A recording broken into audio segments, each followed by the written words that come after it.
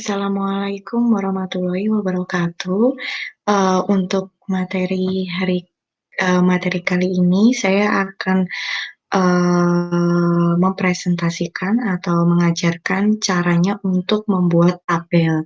Nah, kebetulan untuk membuat tabel ini saya bagi menjadi 2 part dan untuk hari ini saya akan concern untuk, membahas part yang pertama.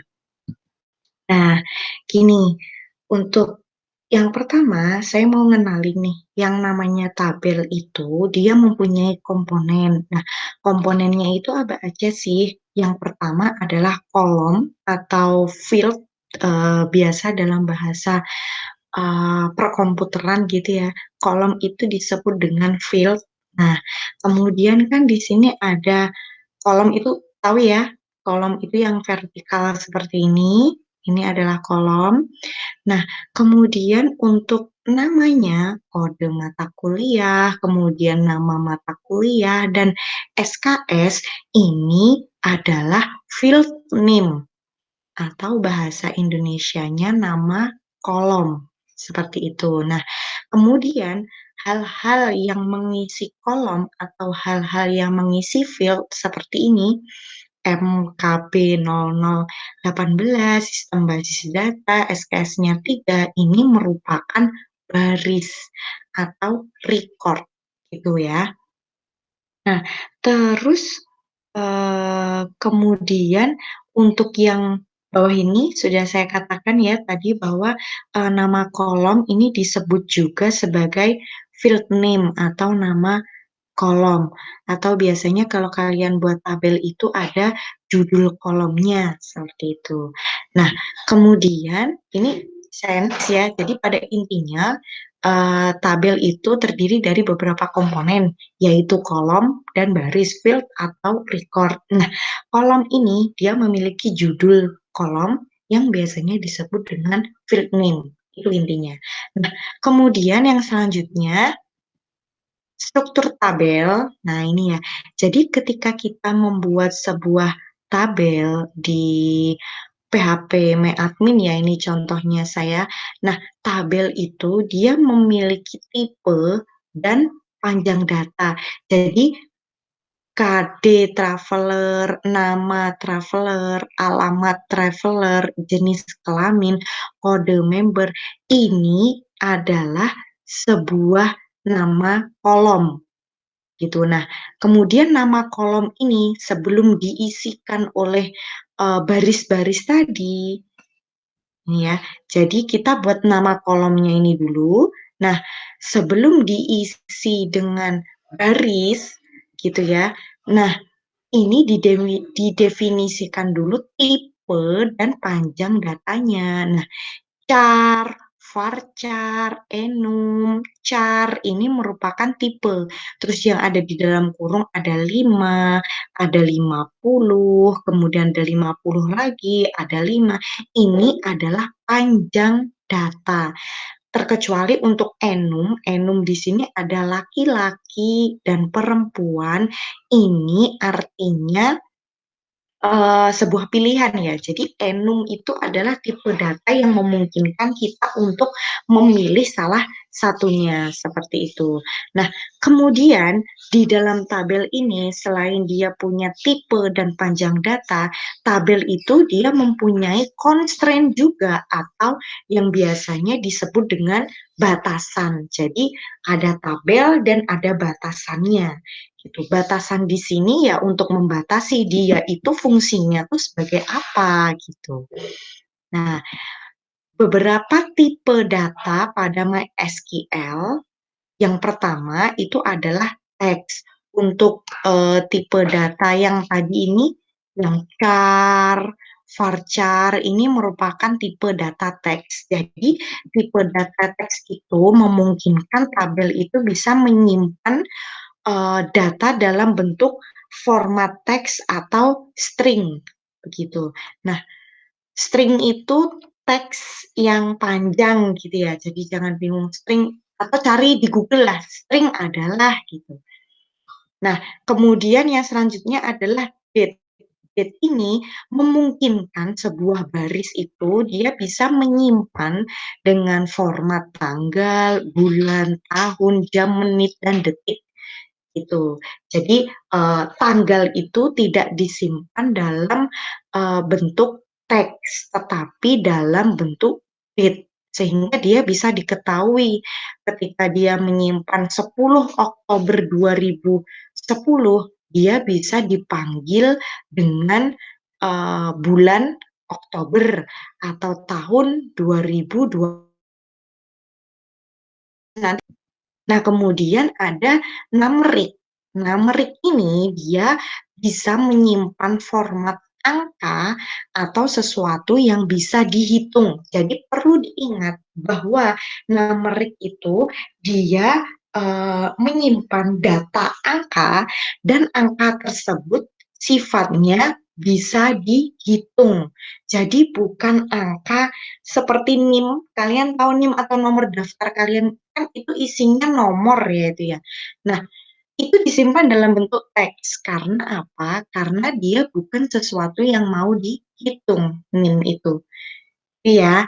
Nah, jadi numerik di sini angka yang dia bisa dihitung. Untuk segala sesuatu yang sifat apa bentuknya angka tetapi dia tidak bisa dihitung, nanti bisa masuk ke teks. Nah, yang selanjutnya adalah blob. Blob ini digunakan untuk menyimpan gambar atau video dalam bentuk byte. Nah, kita tadi ya udah sekilas tentang tipe data. Nah, kemudian yang selanjutnya kita membahas constraint atau batasan nih. Jadi yang namanya kolom di sebuah data itu ada batasannya. Nah, batasannya yang pertama adalah default. Ini sebenarnya akan kita bahas mendalam di pertemuan yang akan datang nih soal constraint ini. Nah, tapi ini sekilas aja saya terangin ya. Default itu sebuah batasan yang memungkinkan kita untuk menyimpan segala sesuatu secara otomatis gitu ya, tanpa adanya input dari kita. Atau misalkan kita nginputin pakai kode gitu kan, terus nanti default-nya bisa muncul sesuai dengan yang kita setting. Misalkan gini, kalian tahu transaksi di Indomaret atau di Alfamart ya. Nah, itu kan untuk tanggal cetak struk. Jadi kan kalau Alfamart itu atau Indomaret itu dia kan kalau kita belanja ke sana pasti dapat struk kan. Nah, struk itu kan pasti ada tanggalnya tuh. Dia itu tidak diinputkan sama kasirnya gitu. Tetapi dia langsung tercetak otomatis, dia ngambil data dari sistem. Saat struk itu dicetak, gitu kan, itu dicetak pada tanggal berapa dan jam berapa gitu. Nah, nanti si database itu bisa membaca secara otomatis, kemudian struk yang dicetak itu otomatis akan menghasilkan tanggal dan jam yang sama dengan transaksi gitu. Kebayang nggak sih kalau kasirnya itu harus nginputin tanggal transaksi? Ya nggak? Yang pertama, udah pasti transaksi jumlahnya ada banyak gitu ya. Beban kerjanya akan lebih tinggi. Nah, kemudian yang selanjutnya mungkin bisa jadi karena antrian yang panjang atau karena efek manusia ya. Maksudnya manusia itu kan punya sisi yang mut-mutan, terus kemudian belum lagi dia bisa melakukan kesalahan. Nah, maka kesalahan-kesalahan itu bisa diminimalkan oleh sistemnya gitu. Nah, misalkan saya nih melayani customer pada jam 5 pagi.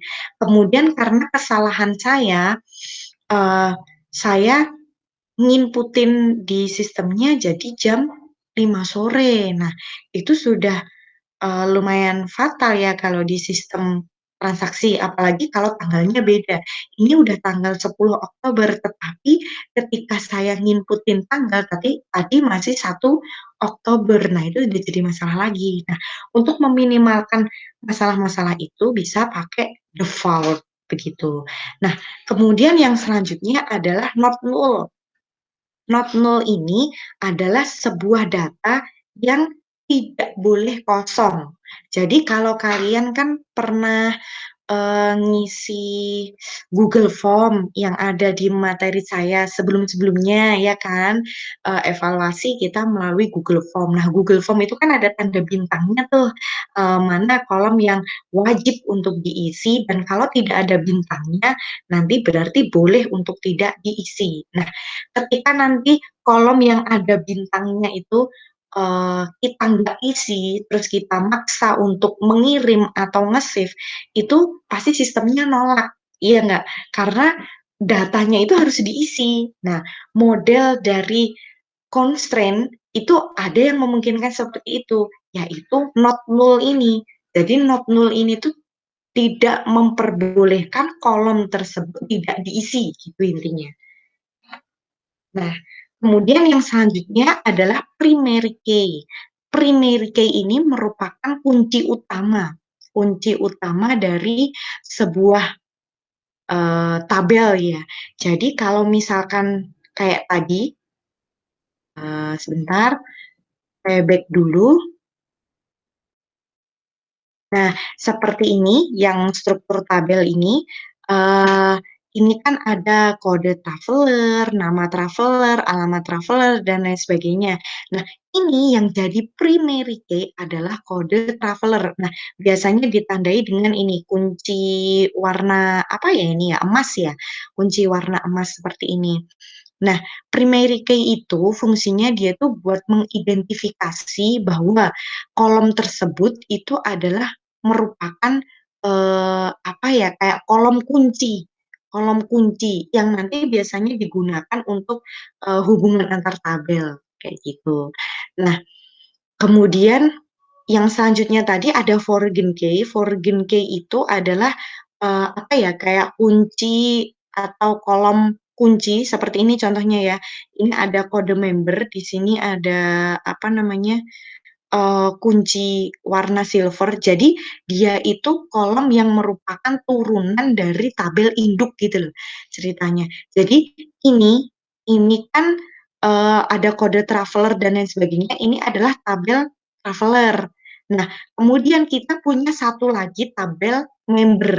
Nah, tabel member itu dia merupakan rujukan dari kode member yang ada di sini. Nah, sebentar ini sambil saya bukakan untuk PHP adminnya ya, biar ada gambaran seperti itu. A few moments later. Oke, di sini saya bukain salah satu contoh tabel ya. Bentar, saya perbesar sedikit. Nah, di sini nih contohnya nih. eh, eh, Maaf saya menyimpang dari tabel travel tadi ya, karena sudah saya cari ternyata basis datanya tidak ada di laptop yang saya ini kan ada tabel yang namanya penjualan, ya kan ini loh. Nah ini kan ada tulisan tabel penjualan nih yang di atas ini. Nah tabel penjualan ini dia terdiri dari kolom nomor transaksi, nomor agen, tanggal transaksi, dan total bayar, ya nggak? Nah, ini yang jadi primary key itu adalah nomor transaksi ini. Dia merupakan kunci dari tabel penjualan ini. Kunci di sini artinya ketika nomor transaksi ini dipanggil di tabel rujukan, nanti dia juga akan apa ya, kayak membawa identitasnya dia di tabel sebelumnya gitu loh. Contohnya kayak ini kan tabel penjualan, ada nomor transaksi dan nomor agen, ya kan? Nah, nomor agen yang ada di sini itu adalah foreign key-nya dari tabel yang bernama agen. Ini, jadi saya punya tabel ini ada agen, barang, detail penjualan, dan penjualan. Tapi kita fokus di dua tabel dulu ya, di tabel penjualan dan tabel agen dulu. Nah, ini saya klik agen. Nah, di sini ada nomor agen, ya kan? Kemudian nama agen, kemudian ada rating penjualan, rating respon, dan rating yang lain gitu kan. Nah, nomor agen yang ada di sini itu merupakan primary key di tabel agen. Tahu ya? Nah, ketika dia dipanggil di tabel penjualan yang tadi, nah ini ketika AGN 01111001 nomor agen di sini, kita nggak perlu lagi tuh nulis nama agennya, kemudian nulis ratingnya, entah rating keaktifan, rating apa tadi, itu udah nggak perlu lagi. Karena apa? Dengan kita memanggil atau menuliskan nomor agen atau primary key dari tabel agen tadi, primary key-nya kan nomor agen ini. Nah, ketika kita menuliskan nomor agen di sini, berarti dia itu sudah memanggil seluruh uh, apa ya, seluruh baris yang ada di agen. Jadi misalkan gini, ini kan nomor transaksi pertama TRX 00001, kemudian nomor agen ini nomor agen AGN 01111001. Nah, ketika ini diklik, kita bisa mengetahui bahwa nomor agen dengan AGN 01111001 itu adalah Afifah. Nah, rating penjualannya itu 10, rating responnya 10, rating keaktifannya ada 10, dan rating attitude-nya ada 10. Nah, seperti itu. Jadi menyederhanakan tabel yang penjualan ini tadi gitu ya. Nah, dan tabel penjualan di sini itu cukup dengan menuliskan nomor agennya saja, nanti identitas ke belakang dari nomor agen itu sudah bisa diketahui di situ gitu ya. Nah, untuk tabel yang lain nih, kita ganti dulu ya. Nah, di sini ada tabel pesan dan tabel pemasok. Nah, ini dia saling berhubungan. Kita coba klik tabel pesan. Nah, tabel pesan ini ada nota order, ada tanggal nota, kemudian ada kode pemasok, dan ada cara bayar. Nah, kode pemasok ini misalkan kita coba klik gitu ya. Pemasok, di sini dia menyimpan kode pemasok, kemudian nama pemasok, ada kategori pemasok, dan nilai dari pemasok tersebut. Nah, kita tahu ya di sini kode pemasok PMS 001 itu nama pemasoknya Rainbow. Nah, kemudian PMS 002 nama pemasoknya warna-warni SIM. Kemudian PMS 003 nama pemasoknya adalah Love Sleep seperti itu. Nah, kemudian ketika kita klik tabel pesan, nah tabel pesan di sini kan juga merecord kode pemasok nih di sini. Nah, ketika kita menuliskan kode pemasok ini saja di tabel pemesan, itu juga sudah memanggil atau gimana ya? Karena dia menghubungkan gitu ya. Jadi ketika ini diklik, dia sudah memanggil, oh PMS 001 itu nama pemasoknya adalah Rainbow, kategori pemasoknya adalah prioritas seperti itu. Itu ya, udah paham ya di sini. Jadi untuk konsep dari primary key itu kunci utama. Kalau yang foreign key itu merupakan kunci turunan yang diambil dari uh, tabel yang lain. Dalam hal ini misalkan di tabel pesan ini, kode pemasok yang ada di tabel pesan ini adalah foreign key. Karena dia kan merupakan turunan dari tabel pemasok tadi. Jadi tabel pemasok tadi itu adalah kunci intinya, ini kan. Nah, kode pemasok yang ada di tabel pemasok ini adalah kuncinya. Nah, kemudian ini diturunkan ke tabel pesan ini. Gitu. Jadi kode pemasok yang ada di tabel pemasok tadi itu adalah kunci. Nah, kemudian ketika dia di tabel pesan dia adalah turunan, gitu ya. Nah, kita kembali lagi ya ke slide-nya. Nah, terus yang kemudian selanjutnya sebentar. Oh, masih ada satu lagi. yaitu unique key. Nah, jadi primary key ini dia itu harus unik gitu ya bentuknya. Jadi tidak boleh isiannya itu loh, isiannya itu tidak boleh sama antara satu dengan yang lain gitu. Nah, kalau unique key ini dia juga unik gitu kan. Dia juga bisa unik. Bedanya sama primary key itu adalah kalau primary key atau kunci utama tadi dia tidak boleh kosong. Jadi dia harus diisi gitu. Nah, kemudian kalau unique key meskipun ini sifatnya unik juga kayak primary key, jadi nggak boleh sama antara baris satu dengan baris yang lain, tetapi pada hakikatnya dia bisa menyimpan data yang kosong, kalau unique key itu. Itu ya. Nah, kemudian yang selanjutnya, ketika kita mau memilih tipe data, hendaknya kita memperhatikan tipe inputnya dulu gitu ya. Ini sebagai bahan pertimbangan aja sih, jadi di antaranya adalah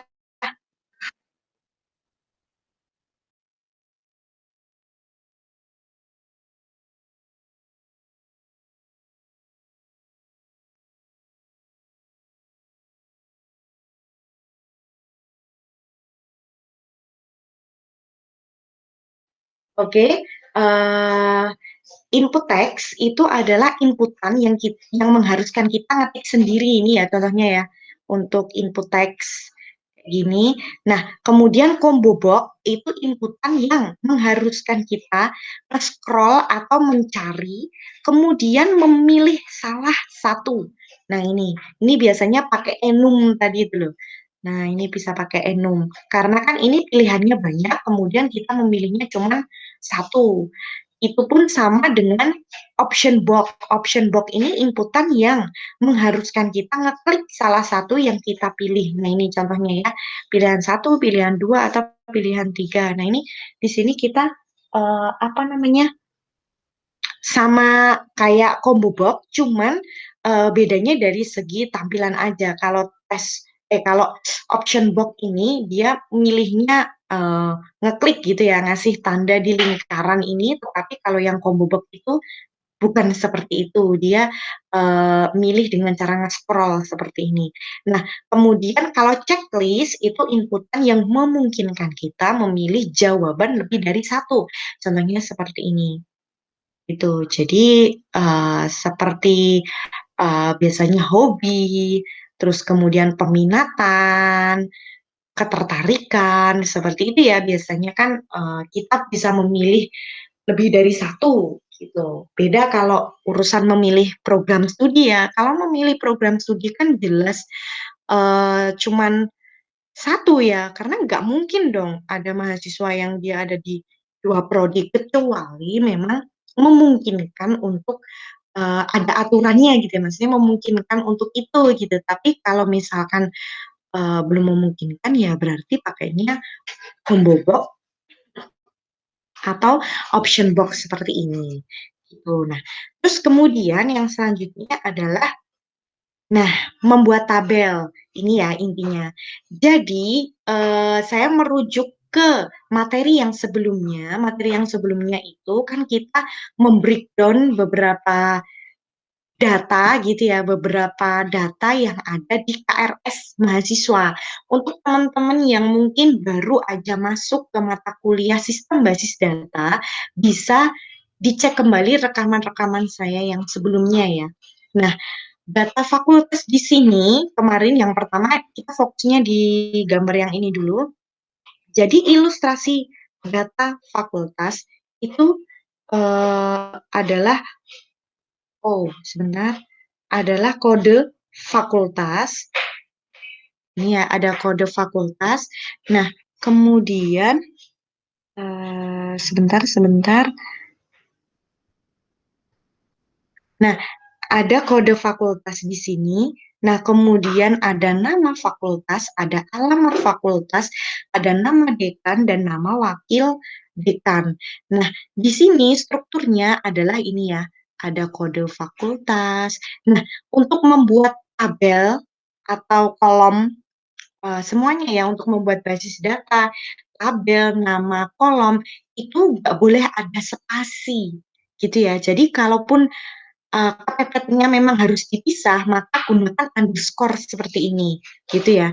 Nah, dari data ini bisa dibuat tabel dengan struktur seperti ini, gitu ya. Ini saya asal aja sih ukuran datanya ini. Kan kita mempertimbangkan dengan data aslinya.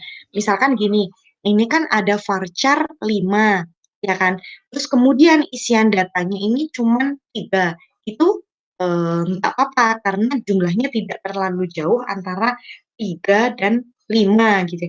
Ini kan 3 digit ini. 0, 1, 0. Ini kan 3 digit nih. Nah, kalau misalkan ini mau dibuat pas 3 itu juga nggak apa-apa. Tetapi kalau mau dilebihkan sedikit juga nggak apa-apa. Yang penting jangan kurang. Karena kalau kurang, misalkan di sini varchar 1 atau varchar 2, nanti dia nggak mau nyimpen gitu ya. Nah, kemudian ini ada nama fakultas, ini diisi dengan seperti ini ya. Ini permisalan aja ya. Kemudian ada nama dekan dan kemudian ada nama wakil dekan. Jadi contoh isian data dari tabel fakultas itu adalah seperti ini. Nah, kemudian yang selanjutnya ada program studi, ilustrasi data program studi kemarin itu ada kode program studi, kemudian jenjang, kemudian nama program studi. Nah, di sini ya untuk jenjang karena dia ada dua, ada D3 dan S1, maka tipe datanya adalah enum. Nah, kemudian isian datanya contohnya seperti ini. Jadi, kode program studi 01 itu jenjang S1, kemudian nama program studinya adalah Sistem Informasi, kemudian kode program studi 02, kemudian jenjang, kemudian D3, kemudian nama program studinya adalah Manajemen Informatika. Nah, ini kalau misalkan ada mahasiswa yang tanya, kenapa di situ harus ada kode program studi, Bu? Jadi jawaban saya gini, kode program studi ini untuk mewakili data soal prodi, yaitu meliputi jenjangnya, kemudian meliputi nama program studi. Jadi jenjang ini dia tidak bisa digunakan sebagai primary key atau kunci utama gitu kan. Karena apa? Karena kan ini bisa berulang. Ini ada S1-nya ada 2, D3-nya ada 2. Belum lagi nih kalau nambah program studi ya, misalkan program studi S1-nya ada 5, D3-nya ada 5. Nah, padahal primary key atau kunci utama itu kan nggak boleh sama isiannya. Jadi harus beda gitu loh. Nah, kalau dibuat kode seperti ini kan dia bisa beda-beda gitu loh. Nah, ini karena kita masih ilustrasi kasar gitu ya, masih datanya cuman ini, tapi sebenarnya untuk di real case-nya itu uh, data program studi itu sebenarnya nggak meliputi ini kok ya, tapi ada tahun berdiri, kemudian ada akreditasinya, kemudian belum lagi ada sejarahnya mungkin ya, terus kemudian ada riwayat jabatan kaprodi dan sekprodinya kayak gitu karena kan mungkin setiap periode tertentu kan berubah ya. Jadi misalkan uh, manajemen informatika itu dulu pertama kali kaprodinya bernama Pak Pratama Anggabuana. Nah, kemudian pada tahun 2012, pada tahun 2013 kayaknya, 2013 itu digantikan oleh Ibu Faulinda Eli Nastiti. Nah, kemudian pada tahun 2018 itu digantikan oleh Vihi Atina.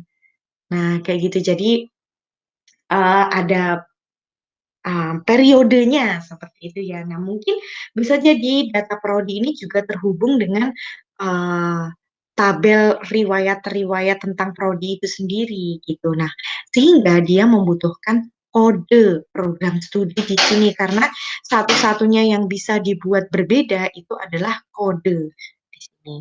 Nah, kemudian yang selanjutnya uh, nah, ini ya, tabel fakultas dan tabel program studi itu kan harusnya saling berhubungan.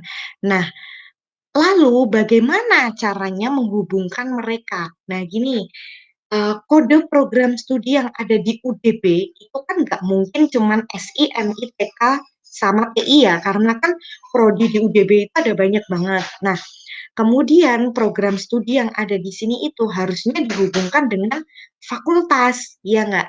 Nah, jadi Fakultas Ilmu Komputer ini program studinya adalah SIMITITK.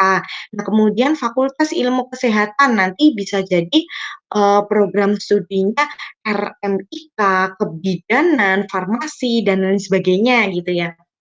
Nah, gimana nih caranya menghubungkan?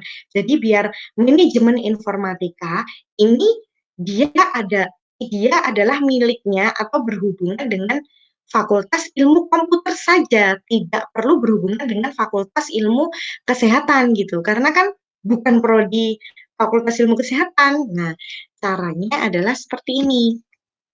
Ini kita berbicara tentang primary key dan foreign key yang tadi. Caranya adalah berikan kode fakultas di tabel prodi. Nah, ini kan tadi ada tabel program studi. Kan tabel program studi tadi cuma berhenti sampai nama program studi. Ya nggak? Tadi kan cuma kode prodi. Nih loh, ada kode program studi, ada jenjang, ada nama program studi. Nah, bagaimana biar mereka saling terhubung? Di sini ditambahkan kode fakultas. Nah, gini. Jadi kode fakultas ini dia adalah kolom turunan dari kode fakultas yang ada di tabel fakultas ini. Kayak gitu. Paham ya sampai sini ya. Jadi caranya memang seperti itu. Ketika nanti tabel program studi misalkan tadi ada MI gitu kan. Ada MI kemudian pada fakultasnya diisi 01 berarti itu sudah menghubungkan atau menyatakan bahwa manajemen informatika itu adalah fakultasnya dia masuk ke fakultas ilmu komputer gitu ya, dengan nama dekan Pak Wijianto dan nama wakil dekannya adalah Bu Sri Sumarlinda. Cukup hanya menuliskan kode fakultasnya saja sudah memanggil nama fakultas, nama dekan, dan nama wakil dekannya. Gitu ya. Nah, kalau di sini ada yang tanya, lah itu kalau kode fakultas tok yang diinput di situ, Bu, kalau fakultasnya ada 17 dan adminnya nggak hafal kode 17 itu gimana? Itu nanti soal teknis di programnya aja, nanti bisa diakali, di coding di programnya. Jadi jangan mikir ke situ dulu ya kita. Karena ini basis data saya ngefikkan cara membuat tabel dan relasi yang betul dulu. Ya, jangan memikirkan tentang interface atau antarmuka dari programnya dulu. Karena kalau kita bicara soal program, tanpa kita membahas relasi terlebih dahulu, nanti jadinya bakal susah gitu ya. Nah, di sini perlu saya ulangi lagi ya, bahwa caranya menghubungkan tabel program studi dan tabel fakultas, gitu kan, itu dengan cara memberikan kode fakultas di tabel prodi. Jadi ketika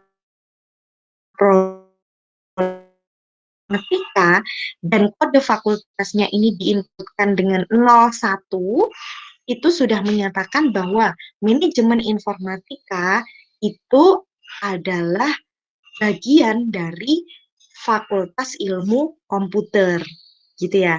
Nah, kemudian kalau ada pertanyaan lagi nih, kenapa kok tidak tabel fakultas aja ini yang dikasih kode prodi? Jadi misalkan di sini ada tabel fakultas gitu kan. Ini ada kode fakultas, nama dekan, nama wakil dekan, sama yang paling bawah ini adalah kode program studi. Kenapa nggak seperti itu? Ya, gimana? Ini nanti kan kode fakultasnya disimpan 01 gitu ya. 01 adalah nama fakultasnya Fakultas Ilmu Komputer gitu misalkan. Atau gini ya, sebentar saya kasih contoh di Excel. Sebentar. A few moments later. Nah, ini misalkan nih, kode program studi, kemudian jenjang, kemudian nama program studi. Nah, tadi kan kita ngasih kode fakultas di sini kan. Nah, kenapa kok enggak kode prodi aja yang dikasihkan ke fakultas ini? Jadi ilustrasinya gini, misalkan ini kita kasih program studi. Ya. Nah, ini kode fakultas misalkan kita isi 01, nama fakultasnya, sebentar, 01, kita isikan Vkom gitu ya, biar cepat ya. Vkom dan nama dekannya adalah Wijianto, kemudian dekannya adalah Sri Sumarlinda. Nah, kalau kita taruh kode program di sini, itu adalah, tadi kodenya MI kan 02 ya, 02 berarti Vkom itu dia cuma punya kode program studi, cuman punya kode program studi MITO. Jadi yang SI, TI, TK itu gimana dong? Jadi susah ya. Jadi dia tidak terakui gitu ya. Atau ya itu Bu yang 01 atau yang SI tadi kita buat lagi. Kita buat kode fakultas misalkan 01 gini, terus sorry 01, terus kita buat Vkom lagi seperti ini, nggak bisa karena kan kode fakultas di sini kan adalah kunci ya, atau apa ya, kolom kunci. Jadi dia kan tidak boleh sama ini, harus unik gitu ya. Oh sorry, nah ini kan harus unik, misalkan kita ganti jadi 02, Vkom lagi, terus di sini ada Wijianto lagi. Nah ini jadinya nggak efektif guys, gitu ya, nggak efektif. Nah, masa apa namanya sama fakultasnya kok kodenya bisa beda-beda itu loh. Itu nggak ideal ya, nggak benar hal yang seperti itu. Meskipun di sini misalkan kode program studinya 01. Nah, ini adalah contoh yang tidak betul. Karena apa? Loh, fakultas kok dia bisa memiliki dua kode loh. Nggak boleh ya, namanya fakultas itu kan kodenya ya satu. Nah, satu-satunya cara gitu kan, satu-satunya cara itu memang di sini ditaruh kode fakultas begini. Nah, jadi seberapa banyak fakultas tersebut mempunyai program studi tersebut bisa diakui dalam fakultas tersebut. Kan nggak mungkin ya satu fakultas punya satu prodi. Yang ada biasanya satu fakultas itu banyak program studi. Nah, supaya kode fakultas itu bisa diambil oleh banyak prodi, caranya kode fakultasnya ini dia harus jadi kode turunan. Dia tidak boleh jadi kode inti, gitu ya. Nah, kalau di sini kan misalkan ada 01 gitu. 01 itu kan punyanya SI ya, dia bisa diakui sebagai kode fakultas 01 atau Fakultas Ilmu Komputer. Nah, terus untuk kode program studi yang ini, misalkan kita nyimpen yang MI ya, 02 itu kan MI. Nah, ini juga nggak ngefek, ya nggak, kode fakultas juga masih bisa disimpan sebagai bagian dari Fakultas Ilmu Komputer. Nah, kayak gitu loh. Iya, paham ya. Nanti sambil jalan, insya Allah akan bisa memahami kok. Jadi kayak gini emang butuh terbiasa dengan kasus-kasus kayak gitu. Nanti di latihan-latihan kita akan terus-terusan bahas soal kasus seperti ini. Gitu ya. Nah, sebentar. Nah, terus kemudian, nah ini bagaimana dengan tabel kelas gitu kan? Tabel kelas itu kan harusnya berhubungan dengan program studi. Nah, ini. Jadi tadi program studi berhubungan dengan fakultas gitu kan. Nah, terus kemudian yang selanjutnya tabel kelas ini dia juga harus berhubungan dengan tabel prodi dong. Iya nggak? Iya dong, karena ilustrasi data kelas kemarin itu kan ada kode kelas dan ada pembimbing akademiknya. Kode kelas SI 19A1 itu kan juga punyanya SI. Nggak mungkin SI 19A1 ini dia berhubungan sama MI, ya nggak? Nah, caranya gimana? Nah, caranya di tabel kelas, karena kelas kan jumlahnya ada banyak ya, itu ditambahkan kode turunan dari kode program studi. Jadi setiap kali kelas itu dibuat, MI 20 A1, MI 20 A2, MI 20 A3, itu bisa diakui atau bisa dihubungkan dengan prodi MI, gitu ya. Jadi seberapa pun banyak dari kelasnya itu bisa didefinisikan prodinya gitu. Nah, yang selanjutnya, nah gini, so beginilah hubungan antara tabel program studi, fakultas, dan kelas. Nah, ini masih 3 tabel, jangan pusing dulu ya. Ini masih 3 tabel. Nah, ini ada tabel program studi, dia berhubungan dengan tabel kelas, seperti ini. Nanti bisa dipahami lebih dalam ketika nonton materinya ya. Kemudian untuk yang fakultas, tabel program studi dengan kode fakultas ini, ada kode fakultas, dia berhubungan dengan tabel fakultas yang ada di sini.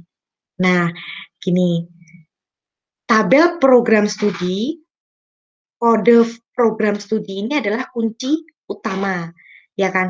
Sementara kode program studi yang ada di tabel kelas itu adalah kunci turunan. Kunci turunan artinya dia bisa diulang beberapa kali pun gitu ya. Kalau di sini dia cuma satu, nggak boleh sama. Nah, kode fakultas di sini di tabel program studi dia sebagai turunan nih, sebagai turunan. Nah, utamanya dia adalah di tabel fakultas ini. Gitu. Ini hubungan antar tabelnya. Nah, kemudian sebenarnya masih ada yang salah dengan tabel tersebut. Nah, yang salah itu adalah pembimbing akademik, kemudian nama dekan dan nama wakil dekan di situ. Nah, kenapa? Karena pembimbing akademik, nama dekan dan nama wakil dekan itu kan sejatinya dosen, dengan dosen yang ada di UDB, gitu kan. Nah, terus gimana nih cara benerinnya? Berarti kan kita harus membuat satu tabel yang bernama dosen. Nah, terus caranya dan bagaimana menghubungkannya minggu depan akan kita bahas secara bertahap, gitu ya. Karena ini kan masih 3 tabel. Nah, ini coba dipahami dulu, gitu ya. Coba dipahami dulu, baru nanti kita lanjut ke 4 tabel, 5, 6, 7, atau bahkan 10 tabel gitu ya. Nah, kemudian untuk latihan, gitu kan, latihan, kita juga ada latihan nih, kita tambah 1 tabel lagi.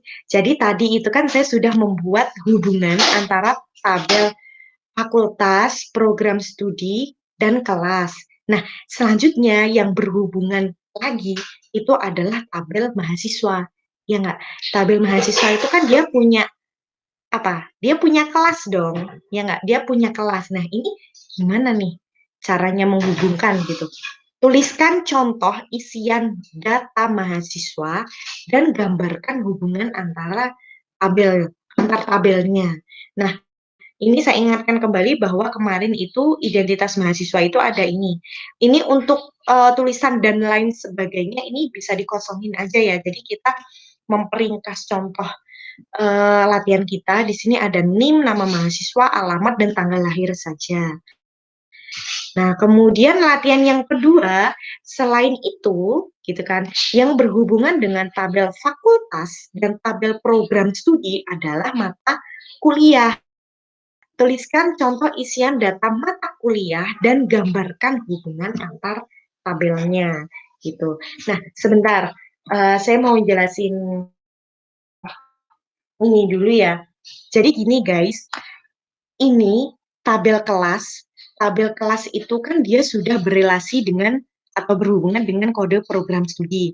Katakanlah kelas MI 20 A1 itu memiliki atau berada di bawah naungan program studi MI. Ya enggak? Kalau kayak gini kan berarti ada di bawah program studi MI tidak perlu lagi menjelaskan atau menuliskan kode fakultas di sini, di bawahnya sini. Karena apa? Kode program studi ini sudah direlasikan dengan kode fakultas di sini. Gitu. Jadi kalau kita kode kelas gitu ya, ada MI 20A1, terus kode program studinya itu adalah 02, gitu kan. Lah, MI ini kan sudah didefinisikan bahwa dia berhubungan atau berada di Fakultas Ilmu Komputer, gitu kan.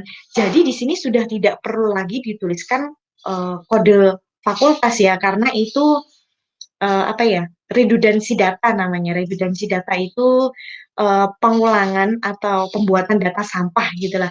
Kan di sini sudah berhubungan, MI itu sudah didefinisikan berada di Vkom. Jadi ketika kita buat kelas di sini, kita manggil MI-nya saja, kode program studi MI-nya saja, itu juga sudah memanggil fakultasnya. Gitu ya. Jadi memang hubungan antar tabel itu seperti itu. Itu nggih. Oke, jadi nanti jangan terkecoh dengan soal latihan 1 dan latihan 2. Silahkan untuk dipahami, untuk hasilnya nanti saya akan share lagi di sini. Begitu. Saya harapkan mahasiswa betul-betul memahami ini karena ini adalah merupakan basicnya pemrograman gitu ya. Karena pemrograman itu tidak akan bisa berjalan atau tidak bisa jalan dengan baik kalau Anda tidak memahami relasinya terlebih dahulu.